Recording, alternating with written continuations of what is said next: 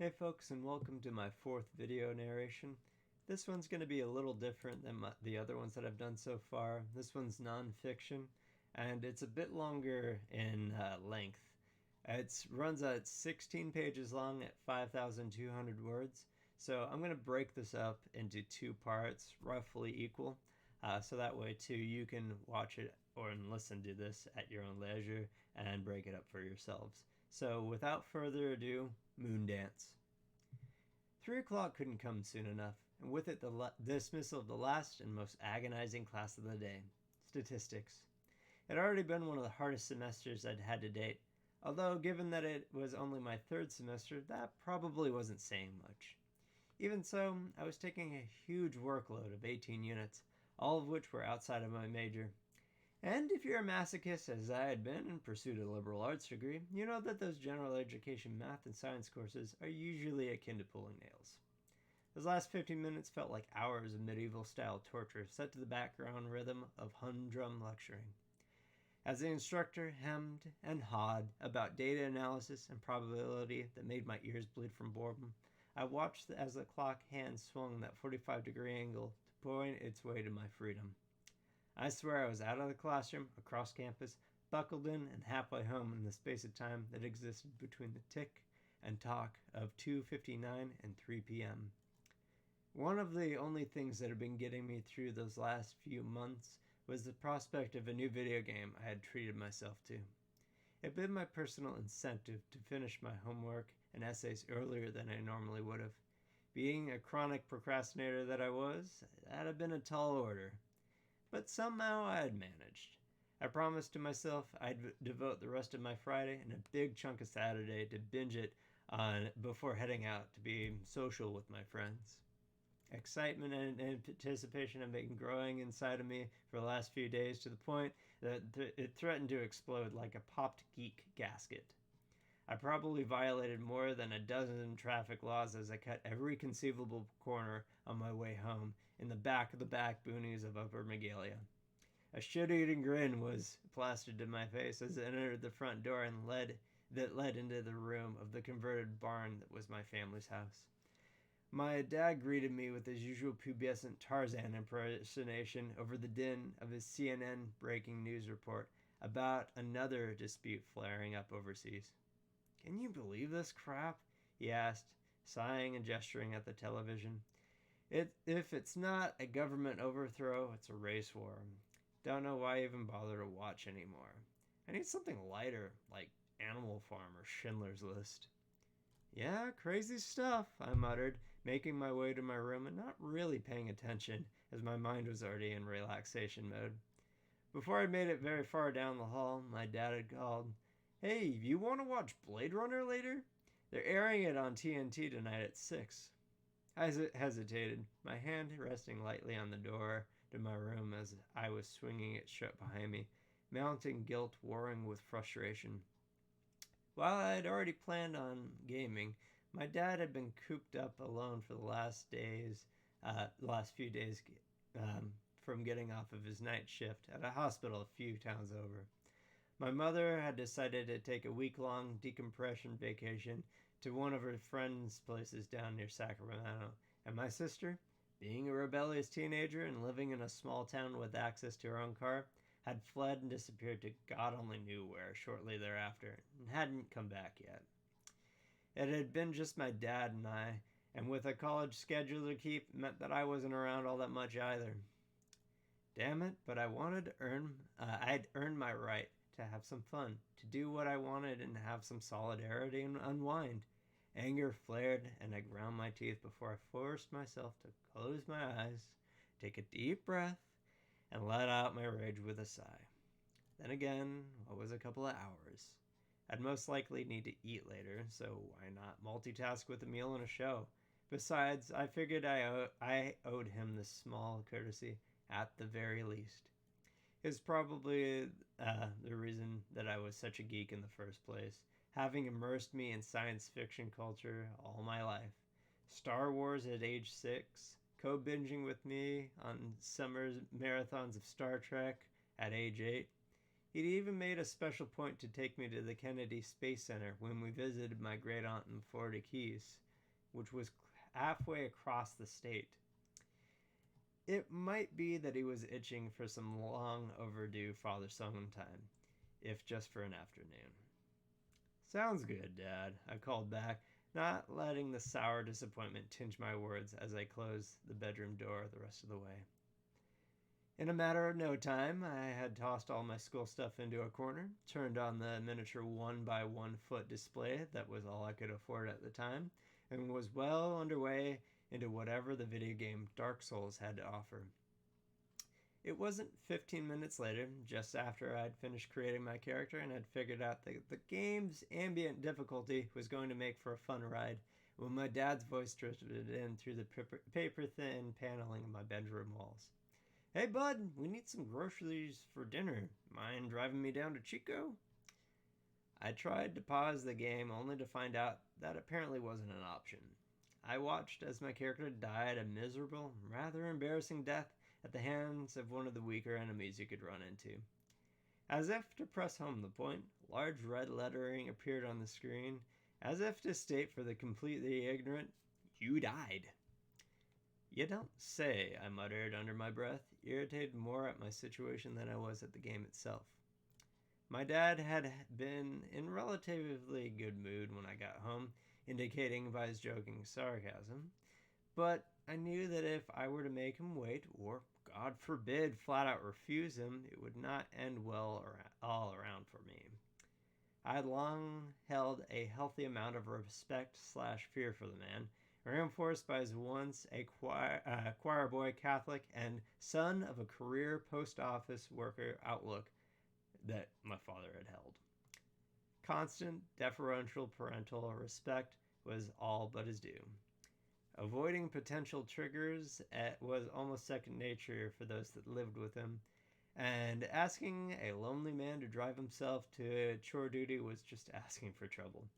Although briefly, I wondered why he just didn't go on his own. Usually he wasn't so needy that he needed that much company. Despite this, knowing that I was tiptoeing across a minefield and that my path was already chosen for me, I answered out loud, "Sure thing, Dad. Just give me 5 minutes to finish up and get ready." The drive down to Chico from Upper Miguel is always a soul-rending experience. The stoplights along the way are either yellow or red, never green. You're always stuck behind someone driving 10 miles under the speed limit, while another asshole, inevitably in a huge truck, is tailgating you so hard they're practically sitting in your back seat. On top of that, the sheer density of trees means that every radio signal comes in completely broken with static, except for one local country music station. Since I'm not that much of a masochist, I opted for classic rock CDs. Listening to ZZ Top, Santana, Led Zepp, and all the others did wonders to abate my moodiness after having a chunk of my evening annexed, as did my dad's comments about his suspected impotence of the other motorists and his parroted singing along with whatever was playing at the time. Twice he began one of his patented rants about my mother's hoarding habits and my sister's tendency to eat up the cell phone's data plans. I knew that he would usually work himself into a trigger-happy, mood-swingy fury, raised voice, popping forehead veins, shaking fists, the worst. But unusually for him, he cut these topics short, right about the time that he'd normally start up a real head of steam. Through this, I kept an eye on my dashboard clock, aware that a round trip of driving would take an average of an hour and a half to complete. Each minute that elapsed meant one less that I'd have to properly unwind after another hellish week of school cramming. We were finally past the last slow zone of paradise, where the road transitioned into a brief highway. Van Morrison's Moondance had started up, and for once my dad was just humming along with the rhythm of the tune instead of discordantly against it, and every now and then speaking the lyrics aloud. And all the leaves on the trees are falling to the sound of the breezes that blow, and I'm trying to please to the calling of your heartstrings, play soft and low. My eyes had been locked on the road and my mirrors, looking out for the telltale signs of ticket-happy highway patrols that were known to frequent this stretch of asphalt.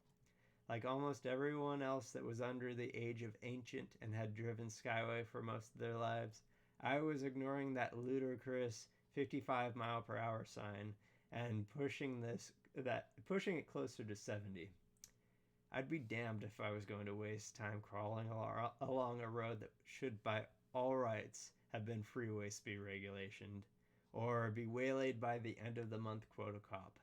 Moondance petered out to be replaced by Steppenwolf's Magic Carpet Ride, and although this was another song that he liked well enough to sing along with, my dad remained silent. I was so fixed on getting from point A to point B that I almost didn't hear him speak over the mid-volume chorus of the song. Hey bud, you mind if we swing by Bruce Road Pharmacy real quick? I'm feeling a bit woozy. My attention didn't waver for a second. My dad was a diabetic and randomly had problems remembering the fact. Maybe your blood sugar's low. We can stop at Taco Bell and grab a chalupa or something before we hit up Winco. Quiet reigned for the next few minutes, broken only by the hum of the car and a kick-ass guitar riff. When we were coming up to the first light in Chico, where the road split off into the long stretch of fields and development plots that was Bruce Road, my dad spoke again in an unusually subdued voice. Don't mean to freak you out, bud, but I think it might be a good idea to take me to the pharmacy. I glanced over at him, wondering if this was another one of his bad jokes. Complaining about a little wooziness really wasn't my dad's character. This was a man who had once slipped while sawing timber around the house and had cut his leg open with a chainsaw. Without asking for assistance, he'd bound up the wound with his own shirt and drove himself to an emergency room 20 minutes away. For him to be belly aching like this twice was either a put on, a sign that it was about to start getting hangry, or sweat was beading on my dad's forehead as he breathed hard, like he'd just sprinted up a long flight of stairs. My resolve wavered. My dad could put on a pretty good act if he was truly committed to a gad, but this was going a little far, even for him. Hesitating, the intersection coming up, I made up my mind. All right, you big bearded baby, I said in mocking sarcasm. We'll have it your way then. It didn't take all that long to get to Bruce Road Pharmacy from Skyway, but in the time, my dad's complexion had gotten several shades paler. I wondered why he needed to go to the outpatient clinic when I knew for a fact that he rarely went anywhere without access to an emergency diabetic kit of glucose tablets and a few spare insulin shots.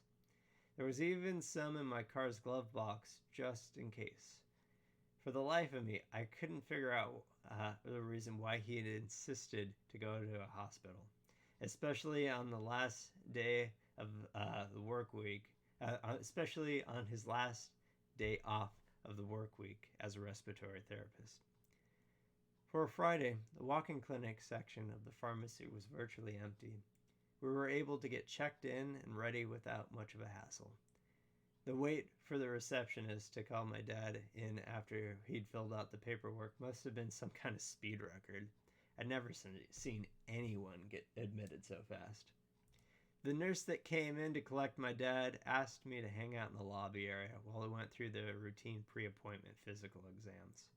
The small cubby-like area that friends and family have admitted was pretty deserted, and just like most other hospitals within the county, tan-colored walls, overlarge photos of rolling hill landscape, uncomfortable foam-padded seats, and a corner-mounted TV perpetually set to CNN.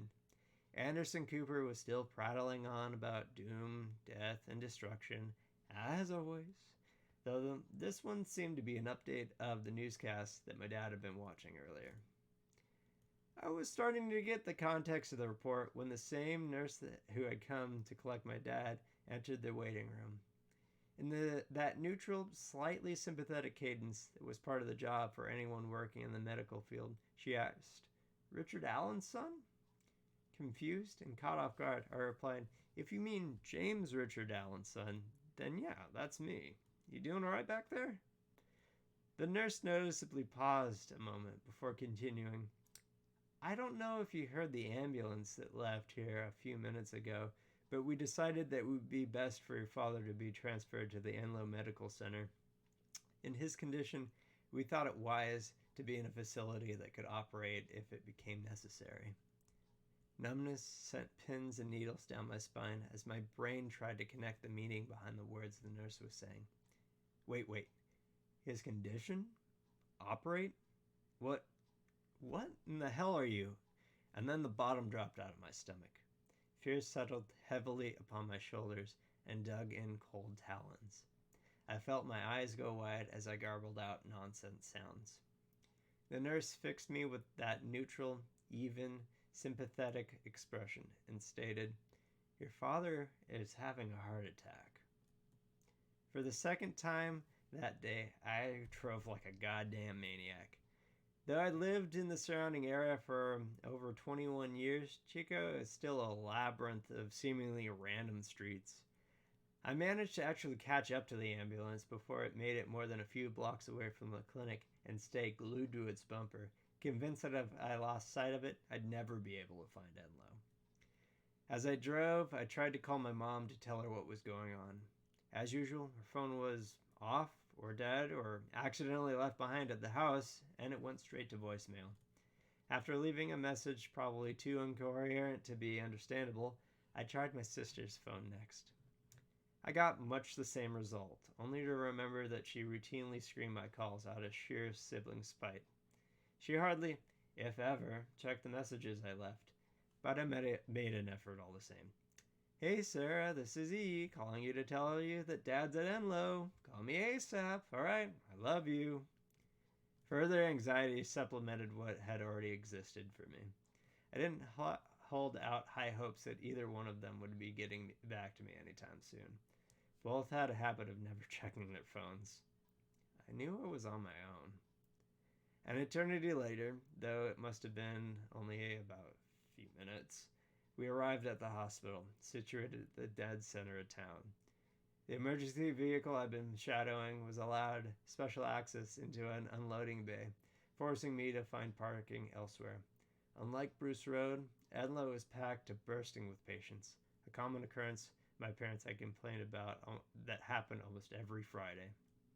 It took me 15 minutes to find parking, but next to no time at all to sprint to the emergency room doors, and with all the adrenaline that was surging like a lightning storm through my veins. As made evident by outside parking, the ER admittance area was a sea of bodies, most either sick, injured, or high on something that made them think that they were. It took me another 5 minutes to get past the check-in line, where I was greeted by a disheveled, harassed-looking clerk that looked like he was running off of stimulants and 2 hours of sleep. "I'm looking for James Allen," I panted between gasps, still catching my breath. "He was brought here by ambulance a few minutes ago from Bruce Road." The clerk looked at me with supreme annoyance. With what appeared to be a huge amount of effort on his part, he swiveled his chair to look at a handwritten chart of chicken scratch behind him. "Cardiac incident, potential surgery needed, bump to surgery prep ward due to ER being full. You family?" "I'm his son," I said, too frazzled to take offense at the man's condescending tone. After verifying this with my ID, the clerk nodded to a set of double doors to the side of the admittance counter. "Through there. Oh, ways down the hall to your left. Staff's too busy to hold your hand, so you'll have to find them yourself." The thanks was almost out of my mouth when the clerk yelled, "Next!" to the person behind me in line. That's where I'm going to pause this first part of this story. I will continue this in part 2, and with that, I'll see ya.